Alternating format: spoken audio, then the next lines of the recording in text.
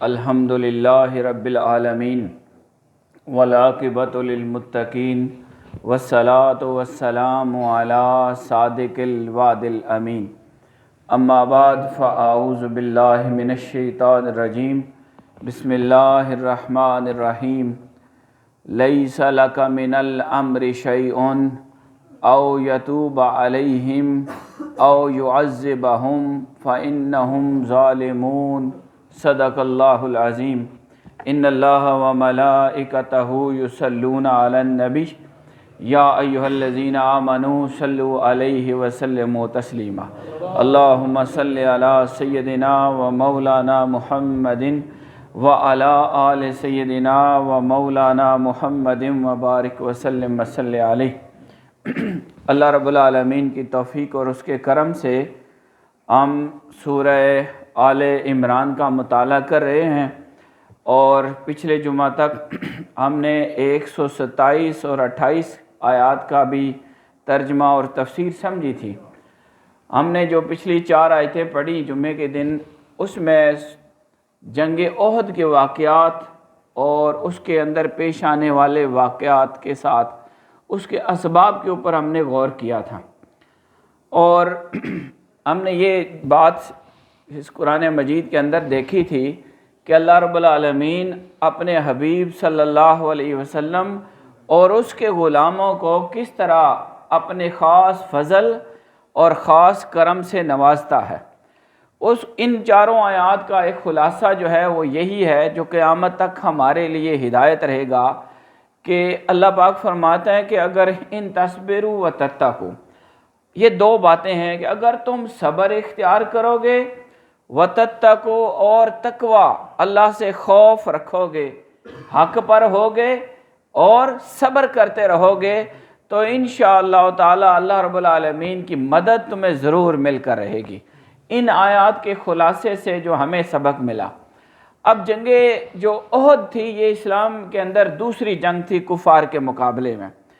اس کے اندر ایک واقعہ پیش آیا جو بڑا اندوہناک تھا، کہ حضور سید العالمین صلی اللہ علیہ وسلم نے اپنے صحابہ میں سے ایک گروہ کو یہ حکم ارشاد فرمایا تھا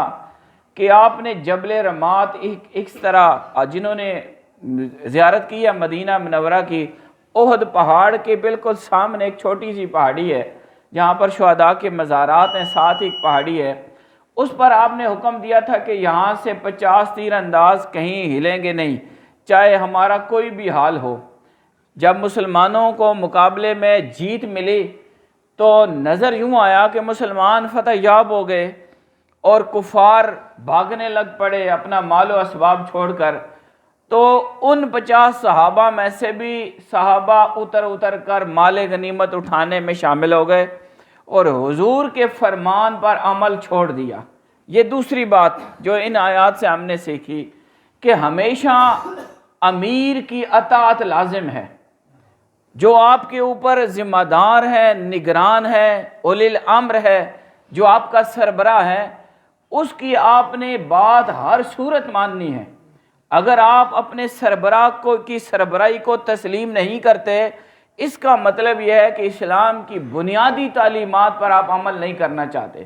آپ خود سر ہو کر اور مطلق العنان ہو کر اپنی بات منوانے کے مزاج رکھنے والے ہیں۔ تو جہاں بھی جس جگہ پر بھی، چاہے وہ جنگ کا میدان ہو، کوئی دفتر ہو، کوئی گھر ہو، کوئی سسٹم ہو، کوئی سکول ہو، کوئی مدرسہ ہو، کوئی جگہ ہو، اگر نچلے لوگ اپنے اوپر والے کی بات نہیں مانیں گے تو یہ نتیجہ نکلے گا جو جنگ احد کا نکلا،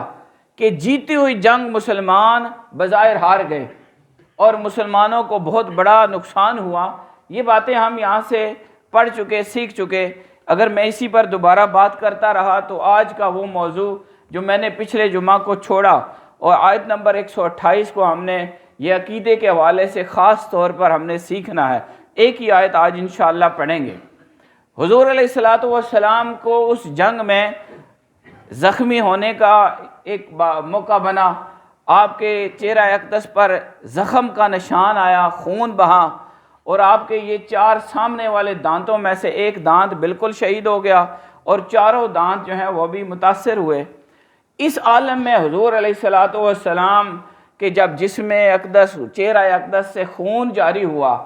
تو اس وقت آپ کے خون کو صاف کیا جا رہا تھا، تو آپ یہ فرما رہے تھے وہ قوم کیسے فلاح پائے گی، وہ قوم کیسے کامیاب ہوگی جس نے اپنے نبی کا چہرہ خون آلود کر دیا۔ آپ یہ بات سن لیں، اللہ رب العالمین تو حضور علیہ السلام کے بارگاہ میں اونچی آواز کرنے کو برداشت نہیں کرتا۔ ہم قرآن مجید کی آیات پڑھیں گے، آج میں آپ کو مختلف انداز سے کچھ چیزیں سکھانا چاہتا ہوں کہ قرآن مجید میں اللہ پاک فرماتے ہیں ایمان والوں لا ترفعوا اصواتکم، تم اپنی آوازوں کو بھی اونچا نہ کرو، فوق صوت النبی، نبی علیہ السلام کی آواز سے بھی اونچی آواز نہیں کرنی۔ حضور کے در نور اور آپ کی بارگاہ اور آپ کی صحبت اور آپ کے پاس بیٹھنے والوں کو اللہ یہ ادب سکھا رہا ہے کہ آپ کی آواز سے بھی آواز اونچی نہ ہو۔ یہ ایک طرف اور آپ کا چہرہ اقدس زخمی ہو جانا، دانت شہید ہو جانا، یہ کتنی بڑی بات ہوئی ہوگی۔ آپ اس بات کو ذرا غور کریں کہ وہ بارگاہ جس بارگاہ کا ادب خود رب کریم اپنے محبوب صحابہ کو، حضور علیہ السلام کے سچے غلاموں کو سکھاتا ہے کہ تم نے میرے نبی کی بارگاہ میں آواز بھی اونچی نہیں کرنی، اس درجے کا ادب ان کو سکھا کر اگر انہی کی موجودگی میں ان کے نبی کا چہرہ زخمی ہوا تو اس میں کیا غلطی ہوئی، کیا کوتاہی ہوئی، کیا مسئلہ پیش آیا؟ اس بات کو غور سے سمجھنا چاہیے۔ جب آپ اس کو اپنے ذہن میں لے آئیں گے تو پھر آیت کا معنی سمجھ آئے گا، کیونکہ اس آیت کے اندر یہ وہ پہلا مقام ہے جس پر مجھے بھی بہت زیادہ کوشش کرنی پڑ رہی ہے۔ حق تو میں نہیں ادا کر سکوں گا، لیکن بڑے بڑے مفسرین یہاں پر گھبرا گئے، بلکہ ایک لفظ بولتے ہیں مفسرین، ٹیکنیکل لفظ ہوتا ہے ادب سے، کہ ان کو وہم ہو گیا، وہ اس بات کو صحیح بیان نہیں کر سکے، اس کا حق نہیں ادا کر سکے۔ ترجمہ سنیں، جب یہ واقعہ پیش آیا، حضور کا چہرہ انور زخمی ہوا اور آپ کے چہرے سے خون صاف کیا جا رہا تھا اور آپ کے سامنے سارا منظر تھا کہ صحابہ میں سے اکثر جو ہیں وہ جیت کے بعد انہوں نے مال غنیمت اکٹھا کرنے کی وجہ سے خالد بن ولید اپنے گھوڑ سواروں کے ساتھ آئے اور دوبارہ بہت بڑے 70 مسلمان شہید ہو گئے اور بہت بڑا نقصان ہوا۔ اس صورت میں حضور علیہ السلام کی زبان اقدس سے یہ الفاظ نکلے، الفاظ غور کیجئے۔ اللہ کی بارگاہ میں حضور نے فرمایا وہ قوم کیسے کامیاب ہوگی، وہ قوم کیسے فلاح پائے گی جس نے اپنے نبی کا چہرہ خون آلود کیا۔ اب یہ الفاظ تھے، اب یہاں پر بد دعا نہیں ہے، آپ نے کوئی بد دعا نہیں دی، نہ اپنوں کو نہ کافروں کو، صرف آپ نے اظہار ناراضگی اور اس کے اندر مفسرین لکھتے ہیں کہ آپ نے دعائے ضرر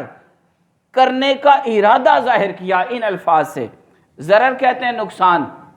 لیکن یہاں پر جو مسئلہ ہے وہ سمجھنے والا یہ ہے کہ اکثر مفسرین اور قرآن مجید کے مترجمین نے لکھا کہ حضور نے بد دعا دینے کا ارادہ کیا۔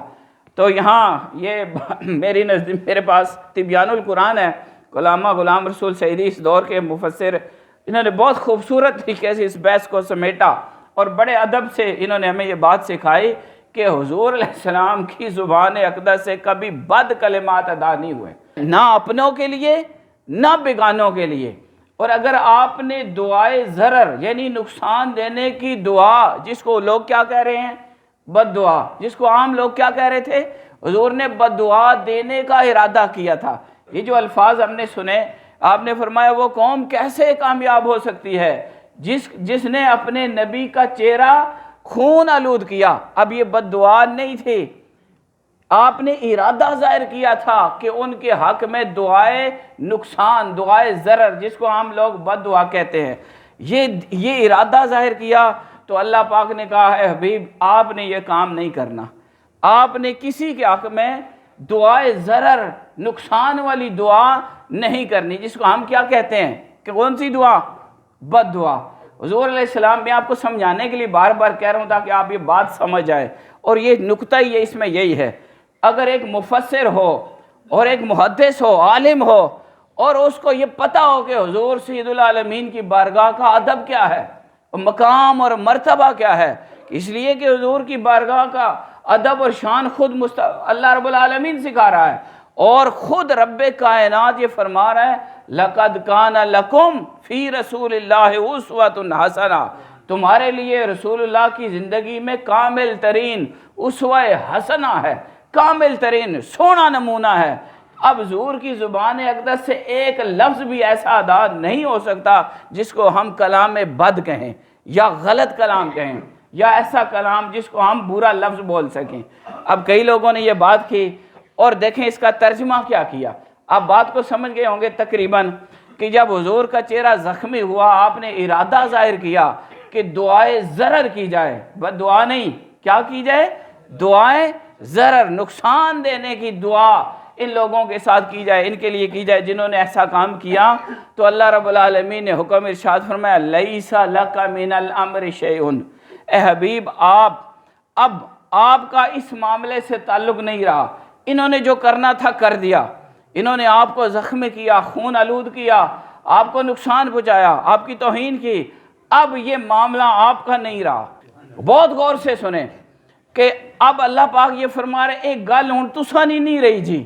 ایک گل حبیب تہاڑی نہیں ہے، ایک گل ہوں مہنڈی ہو گئی ہے، یہ تسان جڑا نقصان دیتا گیا، تہاڑی ذات تکلیف دیتی گئی، زخمی کیتا گیا، یہ معاملہ ہوں تہاڑا نہیں رہا ہے، مہنڈا ہو گیا۔ اب دیکھیں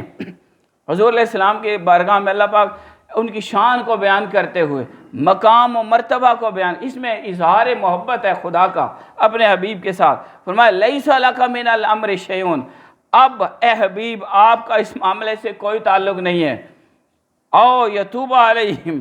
چاہے تو اللہ ان کی توبہ قبول کر لے جنہوں نے یہ کام کیا، او یعذبہم، یا ان کو عذاب دے دے، فإنہم ظالمون، بے شک یہ ظالم ہیں، انہوں نے کام ظالمانہ کیا ہے، میرے حبیب کے ساتھ توہین کا طریقہ اختیار کیا ہے، میرے حبیب کو نقصان پہنچایا ہے، زخمی کیا ہے۔ اب معاملہ آپ سمجھ گئے ہیں،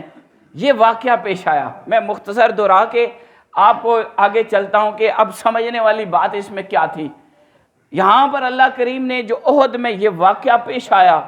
اور حضور کو زخمی کیا گیا، حضور نے ارادہ دعائے ضرر ان کے لیے کرنے کا ارادہ ظاہر کیا، اللہ نے روک دیا، اللہ نے کہا حبیب اب آپ نے کچھ بھی نہیں کرنا، نہ دعا کرنی ہے نہ دعا کرنی ہے، دعائے ضرر بھی نہیں کرنی، اور ان کے حق میں بس معاملہ ختم ہو گیا، یہ گل مینڈی ہوگی، اس کا یہ معاملہ میرے ذمہ ہے، اے حبیب اب آپ کی بات ختم، آپ کا اس معاملے سے کوئی تعلق نہیں، اللہ ان کو توبہ کی توفیق دے دے، یہ مومن بن کر آپ کے غلام بن جائیں، یہ بھی ہو سکتا ہے، اور یا انہیں عذاب دے کیونکہ یہ ظالم ہیں۔ اب اللہ کا معاملہ ہو گیا، آپ کا معاملہ پیچھے ہو گیا۔ اب میں آپ کو یہ سنانا یہ چاہتا ہوں کہ یہ جو واقعہ تھا احد والا اور حضور کے زخمی ہونے والا اور آپ کا ارادہ دعائے ضرر کرنے والا، اس پر اللہ نے حضور کو روکا اور کہا معاملہ میرا ہے آپ کا نہیں، اللہ چاہے تو ان کو توفیق توبہ دے کر ان کو آپ کے غلاموں میں شامل کر دے، اور اللہ چاہے تو اللہ ان کو عذاب دے، ہیں یہ ظالم، انہوں نے کام اچھا نہیں کیا۔ اب جتنے لوگوں نے اس آیت کا ترجمہ کیا، میں چند ترجمے آپ کو سنانے لگا ہوں، آپ دیکھیں کہ ہم حضور کی غلامی میں بھی ہیں اور حضور کا کلمہ بھی پڑھتے ہیں، لیکن الفاظ استعمال کرنے میں اور حضور کی بارگاہ میں بولنے میں اور خود علماء ہو کر یہ کیسی باتیں کرتے ہیں، پھر ان کی طرز پر لوگوں کے پیچھے چلنا اور ان کی بات سننا، کیا یہ ہمارے لیے مناسب ہے؟ ہمیں ہدایت ملے گی یا کہیں ہم نقصان میں نہ چلے جائیں؟ ہم یہ نہیں کہتے کہ انہوں نے جان بوجھ کر ایسے کیا، یہ ساری چیزیں موجود ہیں، لیکن ہم یہ کہتے ہیں کہ ان کو اس طرح کا حضور کی بارگاہ کا ادب نہیں تھا یا حق کے رسالت معاب ادا نہیں کیا گیا اور اس طرح کی بات کی گئی۔ دیکھیں ایک ترجمہ لکھنے والا لکھتا ہے، میں نام نہیں بول رہا ادب کے لیے کیونکہ کام تو قرآن کا خدمت کرنے والا ہے، وہ لکھتے ہیں کہ اے پیغمبر آپ کے اختیار میں کچھ نہیں، اللہ تعالیٰ چاہے تو ان کی توبہ قبول کرے یا عذاب دے کیونکہ وہ ظالم ہیں۔ یہ ایک بندے نے یہ لفظ لکھے، آپ نے سن لیا، اے پیغمبر آپ کے اختیار میں کچھ نہیں، اللہ چاہے تو ان کی توبہ قبول کرے اور چاہے تو عذاب دے دے کیونکہ یہ ظالم ہیں۔ ایک اور عورت ہے بڑی مشہور جس کے پیچھے آج کل ہماری ساری جو فیشنی عورتیں شہروں میں وہ ساری اس کے پیچھے جا رہی ہیں، اس نے لکھا آپ کو اس معاملے میں کوئی اختیار نہیں، خود اللہ تعالیٰ ان کی توبہ قبول فرمائے یا ان کو عذاب دے، بلا شبہ یہ وہی ظالم ہے۔ اب یہ آج کے دور کی خاتون یہ ہمیں قرآن کی ترجمہ سکھا رہی ہے، اور ہماری عورتیں، ہمارے لوگ ان سے سیکھ رہے ہیں۔ تو ہم کیا سیکھ رہے ہیں کہ کیا حضور بے اختیار ہیں؟ کیا حضور کی دعا اللہ کی بارگاہ میں قبول نہیں؟ کیا حضور کا اللہ کے ساتھ ایسا کوئی تعلق نہیں؟ دیکھیں، اس بات کو یوں سمجھیں کہ صرف آقا علیہ السلام نے ارادہ ظاہر کیا، خواہش ظاہر کی کہ قبلہ بدل جائے۔ پہلے بیت المقدس تھا، اس طرف منہ کر کے نماز پڑھی جاتی تھی۔ حضور نے صرف چاہا، خواہش ظاہر کی، اللہ نے کہا یہ جو آپ کی جو چاہت ہے یہی میری چاہت ہے۔ اور جتنی مرتبہ حضور نے چہرہ اقدس اوپر کیا اس کام کے لیے، اللہ نے اتنی مرتبہ قبلے کو بدلنے کا حکم قرآن میں لکھ دیا۔ قد نرا تقلب وجهک فی السماء، یہ تفصیل ہم پڑھ چکے ہیں، آپ پچھلے یہ سنیں، یہ تقریر دوباری سنیں، آپ کو پتہ چلے۔ آپ کے عقیدے کو میں تھوڑا سا سیٹ کر رہا ہوں کیونکہ بڑا زمانہ ہو گیا ہے اور یہ چیز سامنے آ چکی ہے۔ اب لوگ کیا کہتے ہیں کہ آپ کا اختیار ہی کوئی نہیں، آپ کے اختیار میں کچھ نہیں۔ ایک نے لکھا تمہیں اس معاملے میں کوئی اختیار نہیں، ممکن ہے خدا ان کی توبہ قبول کرے یا انہیں عذاب دے کیونکہ وہ ظالم ہیں۔ اب انداز دیکھیں، یہ قرآن کے مترجمین ہیں اور یہ آج کے دور کے بڑے بڑے علماء ہیں، اور ادھر ہم قرآن پڑھتے ہیں، ہمیں پتہ چلتا ہے کہ حضور نے صرف خواہش ظاہر کی تھی کہ قبلہ بدلے۔ اللہ نے 17 آیات نازل کی اور 17 مرتبہ کہا کہ حبیب یہ آپ کی خواہش ہے، ہم قبلے کو بدل دیتے ہیں، اب قبلہ وہ ہوگا جو آپ کی خواہش ہے۔ تو اس طرح ایک دو اور سناتا ہوں، بہت سارے اور لوگ بھی ہیں۔ ایک کہتے ہیں خدا کے امر حکم اور فیصلے میں آپ کا کوئی دخل نہیں۔ قبلہ بدلنا یہ کس کا امر ہے؟ قبلے کا تبدیل ہونا کس کا امر ہے؟ اللہ کا۔ کس نے تبدیل کیا؟ اللہ نے۔ اور خواہش کس کی تھی؟ مصطفیٰ کی۔ ابو جہل اور حضرت عمر دونوں میں سے آپ نے کہا یا اللہ ایک عمر دے دے، اللہ نے قبول کر لی۔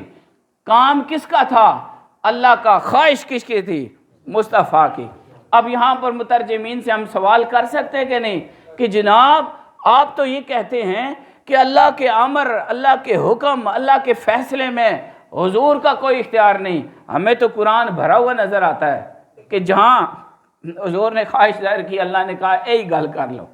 جو آپ کی مرضی ہے وہی کر لیتے ہیں۔ کعبہ یہ رکھنا ہے، قبلہ یہ رکھنا ہے، وہ کر لیتے ہیں۔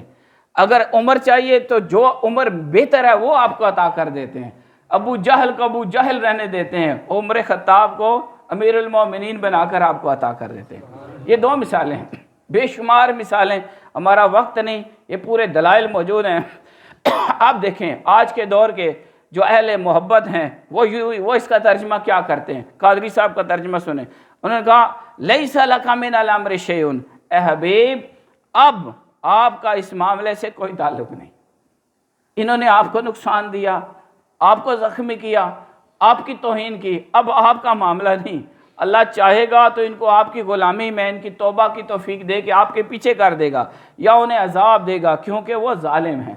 حاضرین یہ بات آپ سمجھ گئے کہ جو اہل محبت ہوتے ہیں ان کا انداز اور ہوتا ہے، اور جو منکرین ہوتے ہیں یا جن کے دل میں بغض ہوتا ہے یا جو آداب بارگاہ رسالت سے ناآشنا ہوتے ہیں اور انہیں پتہ ہی نہیں ہوتا کہ حضور رحمت للعالمین کی شان کیا ہے اور آپ کا مقام کیا ہے اور آپ کا مرتبہ کیا ہے اور اللہ نے آپ کو کس بلند درجے پر فائز کیا ہے، پھر وہ اس طرح کی باتیں کرتے ہیں کہ آپ کو اختیار نہیں، آپ کا کوئی مطلب نہیں، آپ کی کوئی بات نہیں۔ اسی آیت کے حوالے سے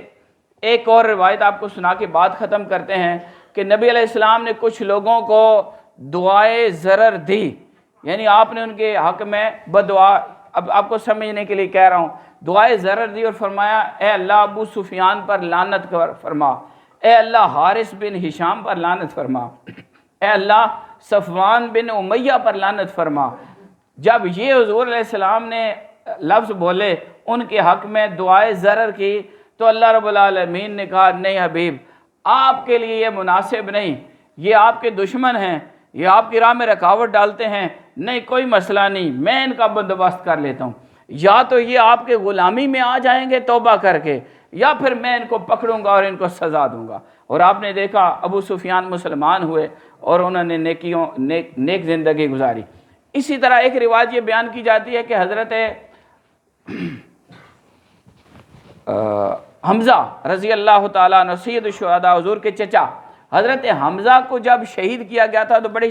سختی کے ساتھ آپ کے اعضاء کاٹ دیے گئے تھے اور اس طرح آپ کی توہین کی گئی تھی۔ تو جب یہ ہوا تو حضور علیہ السلام نے